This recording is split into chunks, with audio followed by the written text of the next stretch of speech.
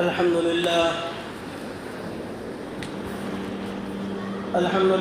نحمده ونستعينه ونستغفره ونؤمن به ونتوكل عليه ونعوذ بالله من شرور أنفسنا ومن سيئات أعمالنا من يهده الله فلا مضل له ومن يضلله فلا هادي له ونشهد أن لا إله إلا الله وحده لا شريك له ونشهد أن سيدنا ومولانا محمدا عبده ورسوله صلى الله عليه وعلى آله وأصحابه وأتباعه وأزواجه وذرياته وأهل بيته أجمعين رضوان الله تعالى عليهم أجمعين. يا أيها الذين آمنوا قوا أنفسكم وأهليكم نارا. صدق الله العظيم. محترم بزرگوں، اللہ کا شکر ادا کریں، اللہ نے ہم سب کو مسجد میں آنے کی توفیق عطا فرمائی. دعا کریں کہ اللہ موت تک ہم سب کو اسی طرح اپنے مبارک گھر میں حاضر ہونے کے اللہ توفیق عطا فرمائے. قرآن کریم کی ایک آیت پڑھی گئی. اللہ رب العزت فرماتے ہیں، اے ایمان والو، اپنے آپ کو جہنم کی آگ سے بچاؤ اور اپنے اہل و عیال کو، اپنی نسلوں کو جہنم کی آگ سے بچاؤ. دو باتیں اللہ نے فرمائی، ایک یہ کہ خود اپنے آپ کو جہنم کی آگ سے بچاؤ، اور دوسری یہ کہ اپنے اہل و عیال کو جہنم کی آگ سے بچاؤ. ایک تو خود اپنی اصلاح کرو، نیکی پر کھڑے ہو جاؤ، بدی سے پرہیز کرو، اللہ کے حکم پہ کھڑے ہو جاؤ، اللہ نے جن چیزوں سے منع کیا اس سے رک جاؤ. آج کے اس دور کے اندر ماں باپ کی سب سے بڑی ذمہ داری، اولین ذمہ داری جو اللہ نے ہمارے کندھوں پہ رکھی، ایک ہماری اصلاح ہو گئی، ہم راہ راست پہ آ گئے، ہم نمازی بن گئے، ہم اللہ سے ڈرنے والے بن گئے، ہم خالص اللہ کی عبادت کرنے والے بن گئے. دوسری چیز اللہ نے جو دی ہمیں، دوسرا حکم، دوسری ذمہ داری جو اللہ نے ہمیں سونپی ہے، وہ یہ ہے کہ اپنے اہل و عیال کو جہنم کی آگ سے بچاؤ. تو معلوم ہوا اولاد کی تربیت اور اس کے دین اور ایمان کی فکر، اسے نمازی بنانے کی ذمہ داری، اس کے دل میں اللہ کا خوف پیدا کرنے کی ذمہ داری، اسے صحیح اور غلط کی تمیز سکھانے کی ذمہ داری اللہ نے جو داخل کی وہ ماں باپ کے کندھوں پہ ڈالی. جو ذمہ داری اللہ نے ڈالی ماں باپ کے کندھوں پہ اللہ نے ذمہ داری کو ڈالا ہے. اب یہ سمجھتے ہیں کہ ہماری اولاد کی ہمارے اوپر کوئی ذمہ داری نہیں، کوئی حقوق نہیں. ایسا نہیں ہے. اولاً بات سب سے پہلے یہ ذہن میں رکھے، میں آپ کو مثال دے کے سمجھاؤں گا تاکہ بات صحیح معنی میں سمجھ میں آ جائے.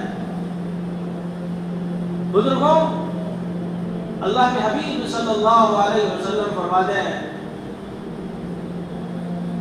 بچے کا سب سے پہلا مدرسہ، جہاں سے بچہ سب سے پہلے کچھ سیکھتا ہے، اسی لیے اللہ کے حبیب نے فرمایا سب سے پہلا مدرسہ ماں کی گود ہے. بے شمار اللہ والے دنیا کے اندر تشریف لائے، ایسے بڑے بڑے اللہ والے دنیا سے گزر گئے جن کی زندگی میں کبھی نماز نہیں چھوٹی، زندگی میں تہجد نہیں چھوٹی، ان کے حلق کے نیچے کبھی لقمہ حرام نہیں گیا. تب جا کے اللہ نے ان کی نسلوں میں اللہ والوں کو اللہ نے پیدا کیا، اللہ والوں کو اللہ نے پیدا کیا. اور آج میں ہم یہ چاہتے ہیں کہ ہماری نسلیں سدھر جائیں، ہماری گود میں پلنے والے بچے بڑے ہو کے اسلام کے دین کے خادم بنے، خدمت کرنے والے بنے۔ ہم یہ چاہتے ہیں کہ ہماری پیدا ہونے والی نسلیں جن کے دلوں میں قرآن کریم ہو، جن کی زبان میں قرآن کریم ہو، جن کے دل میں دین کی محبت ہو، جن کے دل میں اللہ اور اس کے رسول کی اطاعت اور فرمانبرداری ہو، اس کے لیے ہمیں قربانی دینی پڑے گی۔ اس کے لیے سب سے پہلے جو ہے ہماری اصلاح ضروری ہے۔ سب سے پہلے ہمیں تیار ہونا ہے، سب سے پہلے ہمیں اللہ کے احکام پہ کھڑا ہونا ہے۔ آپ برائی کر رہے ہیں، آپ غلط کام کر رہے ہیں، آپ نمازوں کو چھوڑ رہے ہیں، آپ کی زندگی سے حضور اکرم صلی اللہ علیہ وسلم کی سنتیں نکل رہی ہیں، آپ کے اثرات آپ کے نسلوں میں پیدا ہوتے ہیں۔ یہ آپ کا نقصان نہیں، آپ کے نسلوں کا نقصان ہے، آپ کے نسلوں کا نقصان ہے۔ آپ اگر اللہ کا خوف، اللہ کا ڈر دلوں میں پیدا کریں گے، اپنے آپ کو دین کا داعی، اسلام کا سپاہی بنا کے کھڑا کریں گے، آپ کی زندگی میں اللہ کے حبیب کی سنتیں ہوں گی، آپ کے دل کے اندر خوف خدا ہوگا، آپ کی کمائی حلال ہوگی، اور جو لقمہ حلق کے نیچے اتر رہا ہے حلال ہوگا۔ اللہ تعالیٰ اس کے ذریعے سے آپ کی نسلوں کو چمکا دے گا، ان کے زندگی میں اللہ دین کو پیدا کرے گا۔ نسلوں کا تعلق ماں باپ کی اصلاح اور ذمہ داری پر ہے۔ ماں باپ درست ہوں گے، ان کے پیدا ہونے والی نسلیں، اولادیں درست ہوں گی۔ اور ماں باپ بھی دین پہ جمے پہ نہیں ہے، یاد رکھو تم سے آگے تمہارے بچے پہنچ جائیں گے۔ اور سارے حالات پہ جب نظر ڈالی جائے، چاہے اسکول کا میدان ہو، چاہے عصری تعلیمات ہو، یا انگلش میڈیم کے اسکول ہو یا مراٹھی میڈیم کے اسکول ہو، سب چیزوں پہ جب نظر ڈالی جاتی ہے تو ایک بات سمجھ میں آئے گی، ایک بات سمجھ میں آ رہی ہے، وہ یہ ہے کہ سارے باطل مل کر یہ کوشش کر رہے ہیں کس طرح سے مسلمانوں کے گھر میں پیدا ہونے والی نسلیں، مسلمان ماؤں کی گود میں پلنے والی نسلوں کو ہم بے دین بنا دیں۔ اس کی ماں تو مسلمان ہوگی، باپ تو مسلمان ہوگا، خود بھی مسلمان ہوگا، لیکن اس کے فکر اور خیالات مسلمانوں والے نہیں ہوں گے۔ وہ مسلمان تو ہوں گے، لیکن ان کے نسلوں کے اندر سے دین کو خرچ کیا جائے گا، اسلام کی نفرت ان کے دل میں پیدا کی جائے گی۔ ایمان والوں کو گالی دینے والا کوئی اور غیر نہیں ہوگا، اپنا ہی ہوگا، اپنے ہی مقابل میں کھڑا ہو کے ایمان والے کو گالی دے گا۔ آج دینداروں کو گالی دی جاتی ہے، بعض اسکولوں کے اندر یہ حالتیں ہیں، مسلمان ہے، مسلمان پیدا ہوا، مسلمان پڑھاتا ہے، لیکن دینداروں کو، داڑھیوں والوں کو، علماء کو گالی دیتے ہیں۔ واحد وجہ، ایک ہی وجہ اس کے سامنے یہ آتی ہے نکل کر کے، اس نے جس اسکول کے اندر پڑھا ہے اس کا استاد کوئی مسلمان دیندار اللہ والا نہیں تھا، کوئی نیک نہیں تھا۔ جو استاد ہوگا وہی نسل کو تیار کرے گا۔ بچے جو ہوتے ہیں خالی ذہن ہوتے ہیں، کورے کاغذ کی طرح ہوتے ہیں، جن کے استاد کے حوالے تم انہیں کرو گے وہ استاد ان پہ لکھ دے گا، اور جو لکھے گا وہی باقی رہے گا۔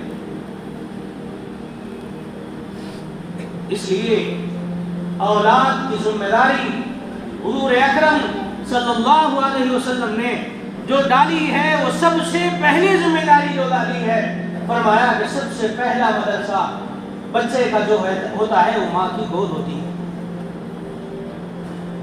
تم اگر بچے کی صحیح اصلاح کریں گے، تم اسے دین کی صحیح تعلیم دیں گے، دنیا کی کوئی طاقت ہمارے بچے پہ قابو نہیں پا سکتی۔ حضرت بابا فرید الدین گنج شکر رحمۃ اللہ علیہ، یہ مثال اس لیے دے رہا ہوں تاکہ ہمیں سمجھ میں آئے کہ نسلوں کی تربیت کیسے کی جاتی ہے۔ چھوٹے تھے،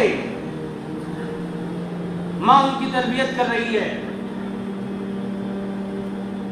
روزانہ نماز پڑھتے تھے، اور آپ کو میٹھا کھانے کا شوق تھا، چھوٹی سی ایک شکر کی پوڑی باندھ کے ماں ان کے مسلح کے نیچے چھپا دیتی۔ وہ نماز پڑھتے، ماں کہتی کہ اللہ سے دعا کرو، اللہ سے مانگو، اللہ تمہیں دے گا۔ ظاہر بات ہے بچے جو ہوتے ہیں جس چیز کی خواہش ہوتی ہے اللہ سے مانگتے ہیں، اور یہ مانگتے تھے اللہ سے اللہ کوئی میٹھی چیز کھلا دے۔ یقیناً ہر چیز اللہ کی طرف سے ملتی ہے، لیکن جو تربیت ہوتی ہے اولاد کی وہ بتا رہا ہوں۔ دعا کر رہے ہیں اور معمول کے مطابق مصلی اٹھاتے تھے، رکھتے تھے، اور جب دیکھتے تھے تو چھوٹی سی شکر کی ایک پوڑی انہیں مل جاتی اور لے کے کھا لیتے تھے۔ ایک دن ماں کسی سفر میں چلی گئی، آنے میں تاخیر ہو گئی، اور جب دیکھا ماں نے کہ بچے کے نماز پڑھنے کا وقت ہو گیا ہے، اللہ سے دعا کرنے لگی کہ اللہ اتنے سالوں سے میں نے اسی تربیت کی ہے، اتنے سالوں سے میں نے اسے صرف اس لیے دیندار بنایا ہے تاکہ تیری محبت اس کے دل میں پیدا ہو جائے۔ اے اللہ میری پرورش کی لاج رکھ لے، آج معمول کے خلاف عمل ہو رہا ہے، میں اپنے بچے کے عبادت ختم ہونے تک گھر نہیں پہنچ سکتی۔ میرے دل میں اللہ سے دعا کی، یاد رکھو جب تم اللہ کے لیے کوئی کام کرو گے، جب تم دین کے لیے کوئی قربانی دو گے، جب تم دین پہ اپنا مال خرچ کرو گے یا اپنی جان خرچ کرو گے یا اپنا وقت خرچ کرو گے، اللہ تبارک و تعالیٰ اسے ضائع نہیں کرنے دے گا۔ اللہ اس سے بہتر بدل تمہیں دنیا و آخرت میں عطا کر دے گا، اس لیے کہ تم کام دین کا کر رہے ہو، کام اللہ کے لیے کر رہے ہو، اللہ اس کو ضائع نہیں کرے گا۔ گھر آئی، آ کے پوچھا بیٹا آج تم نے نماز پڑھی ہے؟ ہاں ماں پڑھی ہے، میں نے نماز پڑھی، آج دعا کی، آج جو شکر کی پوڑی ملی ہے اور میں نے اس کو جو کھایا ہے، اماں جان آج تک آج کی شکر میں جو مجھے مزہ آیا ہے، یہ شکر کا مزہ آج تک مجھے کبھی زندگی میں نہیں آیا۔ ان کے بارے میں لکھا ہے کہ جس گلی سے گزرتے لوگ ان کے چہرے کو دیکھ کے دین کے اندر داخل ہوتے۔ ماں نماز پڑھتی ہے، بچہ بھی پیچھے کھڑے ہو کے نماز کی نیت باندھتا ہے۔ چھوٹے جو بچے ہوتے ہیں، باپ رکوع کرتا ہے تو بچہ بھی پیچھے رکوع کر رہا ہے، باپ سجدہ کر رہا ہے، بچہ بھی سجدہ کر رہا ہے۔ بچے کو نہیں معلوم کہ رکوع کرنے پہ کیا ملے گا، سجدہ کرنے پہ کیا ملے گا، دعا مانگنے پہ کیا ملے گا، بس اس نے کیا دیکھا، ماں کو دیکھا رکوع کرتا ہوا، باپ کو دیکھا رکوع کرتا ہوا، ماں کو دیکھا دعا کرتا ہوا، باپ کو دیکھا کہ دعا کر رہا ہے، یہ بھی دعا کر رہا ہے۔ بچوں کی عادت ہوتی ہے چھوٹے ماں باپ کو جس طریقے پہ عمل کرتا ہوا دیکھتے ہیں، غیر محسوس طریقے سے بچوں کی زندگی میں ماں باپ کے اثرات مرتب ہوتے چلے جاتے ہیں۔ ماں کو دیکھا ہے، باپ کو دیکھا ہے دعا کرتا ہوا، خود بھی دعا میں لگ گیا۔ ماں باپ کو دیکھا ہے رکوع کرتا ہوا، خود بھی رکوع کرنے لگ گیا۔ ماں باپ کو دیکھا ہے سجدہ کرتا ہوا، بچہ چھوٹا سا سجدہ کر رہا ہے۔ بزرگوں اگر ماں باپ بچے کے ساتھ خیانت کریں، باپ بچے کے سامنے ماں کو گالی دے، بچے کے سامنے ماں کو گالی دی جائے، یا ماں دوسرے کو گالی دے، یا باپ ماں کو گالی دے، یا ماں باپ کو گالی دے، بزرگوں یاد رکھو وہی گالی بچہ اپنے بچپن میں سیکھ جاتا ہے۔ جو گالی بچے کے سامنے دی جاتی ہے گویا کہ ماں باپ نے بچے کو سبق یاد دلایا، اس نے سبق یاد کر لیا۔ تم نیکی کرو، تمہاری نسلیں نیک بنے گی، دیندار بنے گی، نیکی پہ کھڑے ہو جائیں گی۔ تم گالی دو گے، بچے بھی گالی یاد کریں۔ آج تو اتنے بے حس ہو گئے ہیں ماں باپ، اتنے بے حس ہو گئے، بچے کے ہاتھ سے سگریٹ منگا کے باپ سگریٹ پیتا ہے۔ شرم کرو مسلمانوں، جب باپ کو سگریٹ پیتا ہوا بچہ دیکھے گا تو اسے سگریٹ پینے سے دنیا کی کوئی طاقت نہیں روک سکتی، اس لیے کہ اس نے دیکھا ہے میرا باپ جس کی محبت اللہ دل میں ڈالتا ہے، اس نے دیکھا ہے میرا محبوب، میرا باپ، میری ماں جو عمل کریں گے میں اس پر چلوں گا۔ اللہ نے فرمایا خبردار، سب سے پہلے تم جہنم کی آگ سے بچو۔ تمہاری بے حسی کی وجہ سے، تمہاری نادانیوں کی وجہ سے تمہاری نسلیں بگڑ رہی۔ بچے کے ہاتھ سے سگاری منگا کے باپ کھاتا ہے، بچے کے ہاتھ سے سگریٹ منگا کے باپ سگریٹ پیتا ہے، بچے کے سامنے باپ گالی دیتا ہے، تو بچے تیرے دیندار کیسے بنیں گے؟ یوں کہوں میں دو جملے آگے بڑھ کے، تو جتنے شوق کرتا ہے تیرے نسل اس سے زیادہ شوق کرے گی۔ خبردار، اللہ کہہ رہا ہے، میں نہیں کہتا۔ یا ایھا الذین آمنوا قوا انفسکم واہلیکم نارا، اے ایمان والو خود اپنے آپ کو پہلے جہنم کی آگ سے بچاؤ، اس کے بعد اپنے نسلوں کو جہنم کی آگ سے بچاؤ۔ اگر تم نے ناقدری کی اللہ کی نعمتوں کی اور تم یہ سمجھتے ہو کہ ہم جو چاہیں گے شوق کریں گے، ہم جو چاہیں گے کام کریں گے، چاہے بھلے ہو یا برے ہو، جائز ہو یا ناجائز ہو، اللہ اس سے ناراض ہوتا ہو یا اللہ اس سے خوش ہوتا ہو، بس ہماری منمانی زندگی ہم گزاریں گے، یاد رکھو پھر اولاد کی نافرمانی کا گلہ نہ کرنا۔ اس لیے ماحول کے اعتبار سے، یہ حالات کے اعتبار سے سب سے پہلے ماں باپ دین پہ کھڑے ہو جاؤ، دین پہ جم جاؤ۔ اس کے بعد دوسری ذمہ داری اللہ نے جو ڈالی، تمہاری نسلوں کو تم مسجد میں لاؤ، انہیں نماز پڑھاؤ، انہیں دین سکھاؤ، انہیں اللہ اور اس کے رسول کی پہچان کراؤ، پھر دیکھنا دین کے اندر انقلاب آئے گا، پھر دیکھنا ہمارے محلے نمازوں سے آواز ہو جائیں گے، پھر دیکھنا ہمارے گھروں سے ناچنے گانوں کی آوازیں نہیں آئیں گی، قرآن پڑھنے کی آواز آئے گی، قرآن پڑھنے کی آواز آئے گی۔ کوئی دنیا دار شخص مل کر آج تک دنیا میں انقلاب پیدا نہیں کیا اور قیامت تک نہیں کر سکتا۔ انقلاب آئے گا، دین سے انقلاب آئے گا۔ انقلاب جو پیدا ہوگا طاقتوں سے نہیں پیدا ہوگا، بزرگوں، انقلاب ایمان سے پیدا ہوگا، اعمال سے پیدا ہوگا۔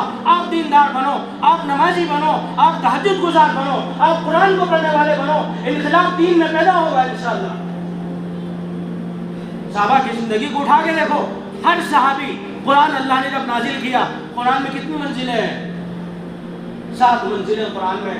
اللہ نے منزلوں کو نہیں اتارا، اللہ نے قرآن کو اتارا، لیکن ہر صحابی روزانہ کم سے کم اگر قرآن کی تلاوت نہیں کی ہوگی، 1 منزل ہر صحابی روزانہ قرآن کی تلاوت کرتے تھے۔ بعض صحابہ کے بارے میں کہ صبح میں قرآن پڑھتے تھے، شام میں قرآن پڑھتے تھے، کوئی دن میں قرآن پڑھتا تھا، کوئی دن میں 2 قرآن پڑھتے تھے، اگر کوئی نہیں پڑھا تو 1 منزل روزانہ صحابہ پڑھتے تھے۔ 7 منزلیں قرآن میں ہیں، صحابہ 7 دن میں 1 قرآن پڑھتے تھے۔ کیوں؟ انہیں دین کے اندر اللہ تبارک و تعالیٰ نے قبول فرما لیا تھا، اللہ کی عبادت کرتے ہوئے انہیں مزہ آتا تھا، رات دن اللہ کی عبادت کرتے تھے۔ بزرگوں نئے صحابہ مسلمان ہوئے تھے، ایمان میں داخل ہوئے تھے، دین کو انہوں نے سمجھا ہے، دین کو اپنے سینے سے لگایا ہے، قرآن کو انہوں نے پڑھا ہے، اللہ کے حبیب کے ایک سنت پہ عمل کرتے تھے صحابہ۔ پھر کیا ہوا؟ دین چمکنے لگا۔